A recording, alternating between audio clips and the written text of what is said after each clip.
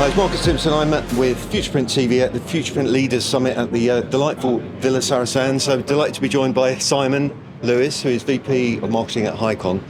Simon, thanks for being part of this event. Have you had a good couple of days? Yes, it's been very thought-provoking and fun. It's been thought-provoking and fun. Fantastic.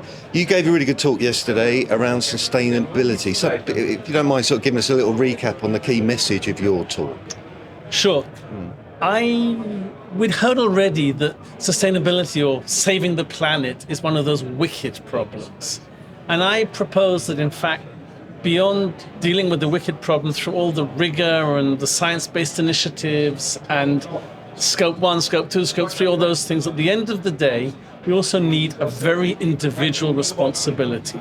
And I talk conceptually about every time we as people, as individuals, private individuals, as well as in our business lives, we make a responsible decision, we're putting a penny in the savings bank that's saving the planet. And every time we make an opposite decision, we're causing damage. And the only way that we as mankind are going to save the planet is both by doing the rigorous stuff, but also by making a continuous stream of personal decisions and saving one penny at a time. Because at the end of the day, you count the pennies and the pounds will count themselves. Yeah, exactly that. And with that in mind, do you think, looking across at the print industry, which you've known for many years and worked within and so on, do you think, generally speaking, as an industry, we are doing our bit? So I think we're doing a lot better, but I think that we tend to focus on the big things, which is always right, but you shouldn't focus on the big things at the expense of the little things as well, because at the end of the day, to turn around this super tanker, which is more like a rocket of rising global temperatures, it's going to be a combination of the little things as well as the big things. And I think that there are daily decisions that could be more responsible across the industry. Yeah.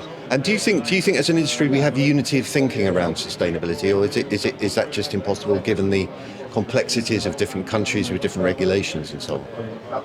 I don't think there's unity of thinking. I think that there is unity of lip service. And beyond that, it's very diverse, and some of the diversity is okay, but lip service itself is probably not a good thing. No, exactly. So obviously sustainability was a key issue here. The summit tackled some of the big challenges, but just give us from your perspective, what you think was one of the key things that came out of it for you in terms of the themes of the event. Okay, so one theme of the event was leadership, and we heard some interesting different perspectives on leadership. It was more leadership in terms of a soft skill around culture and how you impart the right kind of values and leadership and culture in your organization. I didn't hear enough talk about industry leadership in terms of how do we lead the industry in the right direction. We touched on it. There's more opportunity to discuss this in the future. Yeah, that's interesting. And I guess as an industry, we have a number of associations and industry groups and so on. And I guess one could argue maybe that needs to come together a bit more. Yes, and I would like to have some difficult conversations around who do we see as genuine leaders, what makes them leaders, and how do we essentially, if we think their leadership is valuable, how do we follow without trying to just become copycats, but in the sense of if there are good things being done, how do we proliferate rather than all do our own thing? Yeah, absolutely. So going forward, your presentation was very interesting and so on. You really didn't touch too much on technology, but is digitalization and digital technology in general going to play a bigger role given sustainability and some of the challenges that we're facing with supply chain and so on? So to me, the answer is definitely yes. First of all, the core digital value proposition has always been around producing what you want, when you want, at an affordable price. And that only becomes more and more important as we want to eliminate obsolescence, maintain smaller inventories. We can't get enough materials anyway.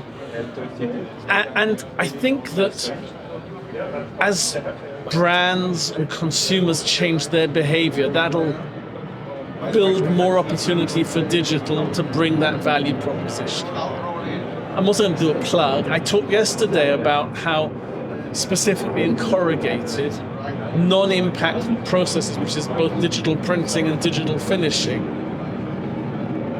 cause the inherent strength of corrugated boards to be maintained whilst analog processes weaken boards. And if you don't damage the board, you can use lighter weight board to achieve the same result. And this is a great example of where digital extending beyond its natural value proposition of what you need when you need it, to actually enabling saving material in the core of each unit, not just saving waste and the typical savings of digital. So I don't think that digital has begun to really elaborate how it can change the game rather than just change around the edges. Yeah. So there's much to do, but the potential is significant. Listen, thanks so much for joining us, Simon. Thank you, Great Marcus. presentation, great talk, and that's Marcus Timson and Simon Lewis at Futureprint Leaders Summit.